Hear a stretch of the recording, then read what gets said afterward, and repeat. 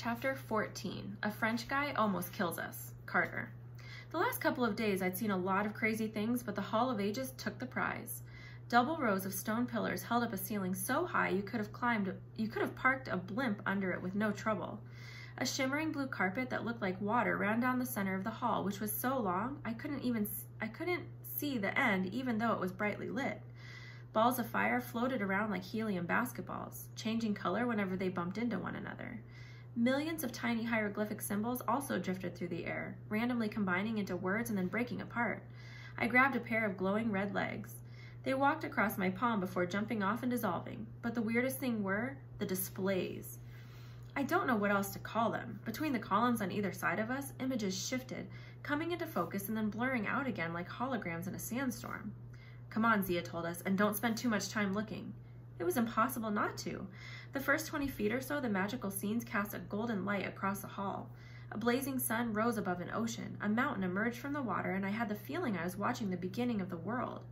Giants strode across the Nile Valley, a man with black skin and the head of a jackal, a lioness with bloody fangs, a beautiful woman with wings of light.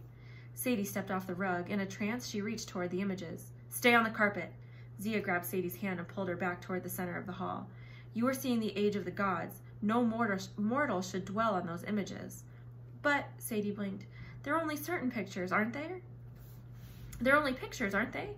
"Memories," Zia said, "so powerful they could destroy your mind." "Oh," Sadie said with a small voice. We kept walking. The images changed to silver. I saw armies clashing, Egyptians in kilts and sandals and leather armor, fighting with spears. A tall, dark-skinned man in red and white armor placed a double crown on his head. Narmer, the king who united Upper and Lower Egypt. Sadie was right. He did look a bit like Dad. "This is the Old Kingdom, I guess, the first great age of Egypt." Zia nodded. As we walked down the hall, we saw workers building the first step pyramids out of stone. Another few steps and the biggest pyramid of all rose from the desert at Giza. Its outer layer of smooth white casing stones gleamed in the sun. 10,000 workers gathered at its base and knelt before the pharaoh, who raised his hands to the sun, dedicating his own tomb. "Khufu," I said.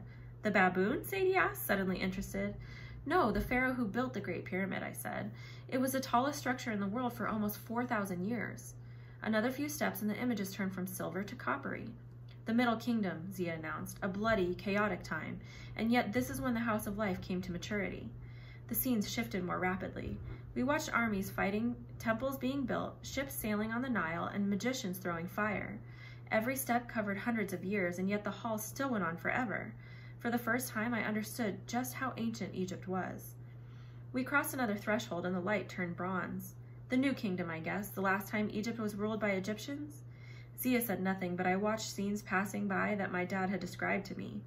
Hatshepsut, the greatest female pharaoh, putting on a fake beard and ruling Egypt as a man.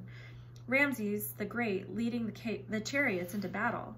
I saw magicians dueling in a palace. A man in tattered robes with a shaggy black beard and wild eyes threw down his staff, which turned into a serpent and devoured a dozen other snakes. I got a lump in my throat. "Is that Musa?" she said, "or Moshe, as his own people call him. You know him as Moses, the only foreigner ever to defeat the house in a magic duel." I stared at her. "You're kidding, right?" "We would not kid about such a thing." The scene shifted again. I saw a man standing over a table of battle figurines, wooden toy ships, soldiers, and chariots. The man was dressed like a pharaoh, but his face looked oddly familiar. He looked up and seemed to smile right at me. With a chill, I realized he had the same face as the Ba, the bird-faced spirit who challenged me on the bridge. "Who is that?" I asked. Nectanebo II, Zia said, "the last native Egyptian king and the last sorcerer pharaoh. He could move entire armies, create or destroy navies by moving pieces on his board, but in the end it was not enough." We stepped over another line and the images shimmered blue. "These are the Ptolemaic times," Zia said. "Alexander the Great conquered the known world, including Egypt. He set up his general, Ptolemy, as the new pharaoh, and founded the line of Greek kings to rule over Egypt." The Ptolemaic section of the hall was shorter and seemed sad compared to all the others. The temples were smaller, the kings and queens looked desperate or lazy or simply apathetic. There were no great battles, except toward the end I saw Romans march into the city of Alexandria. I saw a woman with dark hair and a white dress drop a snake into her blouse. Cleopatra, Zia said, the 7th queen of that name.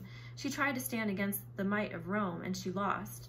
When she took her life, the last line of pharaohs ended Egypt. The great nation faded. Our language was forgotten. The ancient rites were suppressed. The house of life survived, but we were forced into hiding. We passed into an area of red light, and history began to look familiar. I saw Arab armies riding into Egypt, then the Turks. Napoleon marched his army right under the shadow of the pyramids. The British came and built the Suez Canal. Slowly, Cairo grew into a modern city, and the old ruins faded farther and farther under the sands of the desert. Each year, Zia said, the Hall of Ages grows longer to encompass our history, up until the present. I was so dazed I didn't even realize we'd reached the end of the hall until Sadie grabbed my arm. In front of us stood a dais, and on it an empty throne, a gilded wooden chair with a flail and a shepherd's crook carved in the back, the ancient symbols of the pharaoh. On the step below the throne sat the oldest man I'd ever seen. His skin was like lunch bag paper, brown, thin, and crinkled. White linen robes hung loosely off his small frame. A leopard skin was draped around his shoulders, and his hand shakily held a big wooden staff, which I was sure was going to drop at any minute.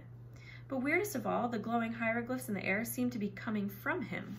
Multicolored symbols popped up all around him and floated away as if he were some sort of magic bubble machine. At first, I wasn't sure he was even alive. His milky eyes stared into space. Then he focused on me, and electricity coursed through my body. He wasn't just looking at me. He was scanning me, reading my entire being. Hide, something inside me said. I didn't know where the voice came from, but my stomach clenched, my whole body tensed as if I were bracing for a hit, and the electrical feeling subsided.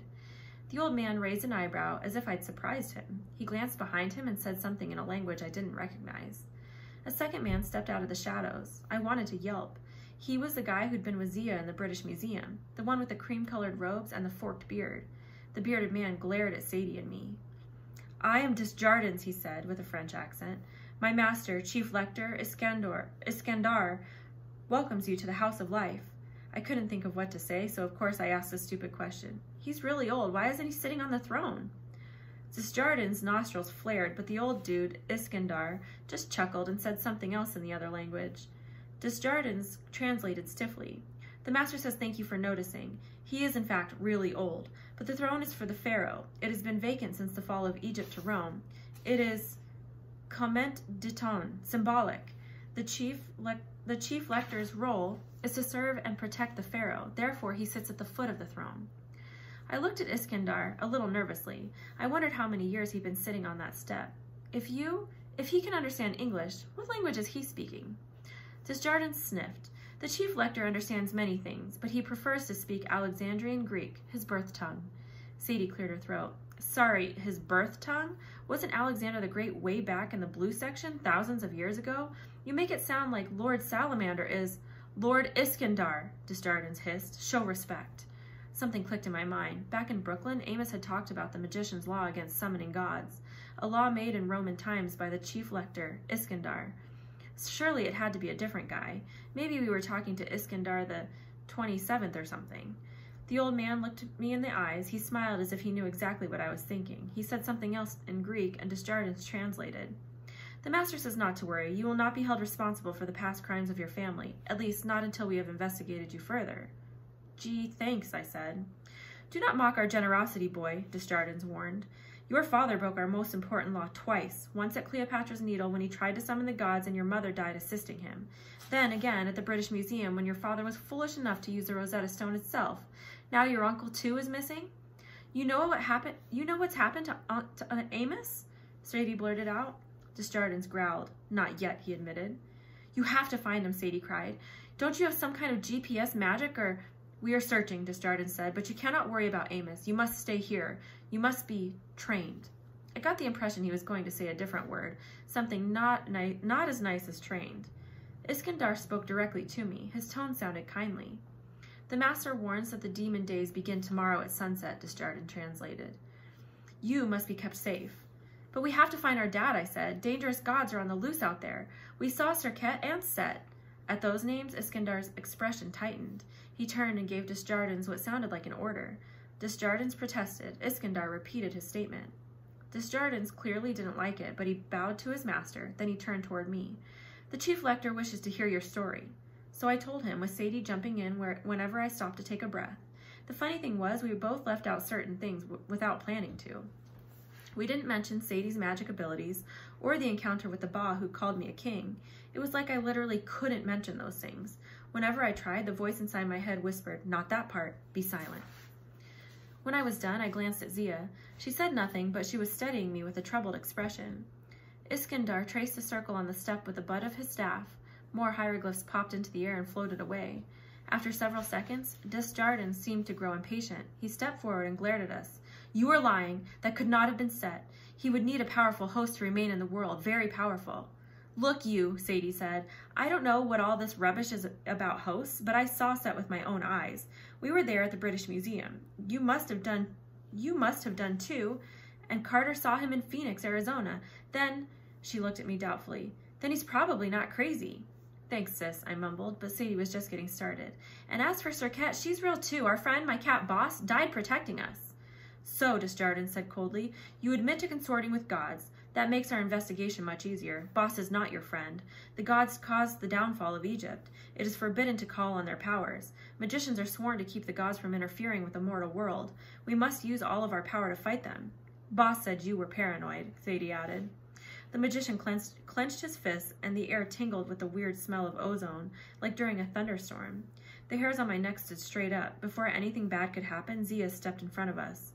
"Lord Desjardins," she pleaded, "there was something strange. When I ensnared the scorpion goddess, she reformed almost instantly. I could not return her to the duat, even with the 7 ribbons. I could only break her hold on the host for a moment. Perhaps rumors of other escapes—" "What other escapes?" I asked. She glanced at me reluctantly. "Other gods, many of them, released since last night from artifacts all over the world, like a chain reaction." "Zia," Desjardins snapped, "that information is not for sharing." "Look," I said, "Lord, Sir, whatever, Boss warned us that this would happen. She said Set would release more gods." "Master," Zia pleaded, "if Ma'at is weakening, if Set is increasing chaos, perhaps this is why I could not banish Sirket." "Ridiculous," Desjardins said. "You are skilled, Zia, but perhaps you are not skilled enough for this encounter. And as for these two, the contamination must be contained." Zia's face reddened. She turned her attention to Iskandar. "Master, please, give me a chance with them." "You forget your place," Desjardins snapped. "These two are guilty and must be destroyed." My throat started closing up. I looked at Sadie. If we had to make a run for it down that long hall, I didn't like our chances. The old man finally looked up. He smiled at Zia with true affection. For a second, I wondered if she were his great-great-great-great-granddaughter or something. He spoke in Greek, and Zia bowed deeply. Desjardins looked ready to explode. He swept his robes away from his feet and marched behind the throne. "The chief lector will allow Zia to test you," he growled. "Meanwhile, I will seek the truth, or the lies, in your story. You will be punished for the lies." I turned to Iskandar and copied Zia's bow. Sadie did the same. "Thank you, Master," I said. The old man studied me for a long time. Again, I felt as if he were trying to burn into my soul. Not in an angry way, more out of concern. Then he mumbled something, and I understood 2 words. Nectanebo and Ba. He opened his hand, and a flood of glowing hieroglyphs poured out, swarming around the dais. There was a blinding flash of light, and when I could see again, the dais was empty. The 2 men were gone. Zia turned toward us, her expression grim. "I will show you to your quarters. In the morning, your testing begins. We will see what magic you know and how you know it." I wasn't sure what she meant by that, but I exchanged an uneasy look with Sadie. "Sounds fun," Sadie ventured. "And if we fail this test?" Zia regarded her coldly. "This is not the sort of test you fail, Sadie Kane. You pass or you die."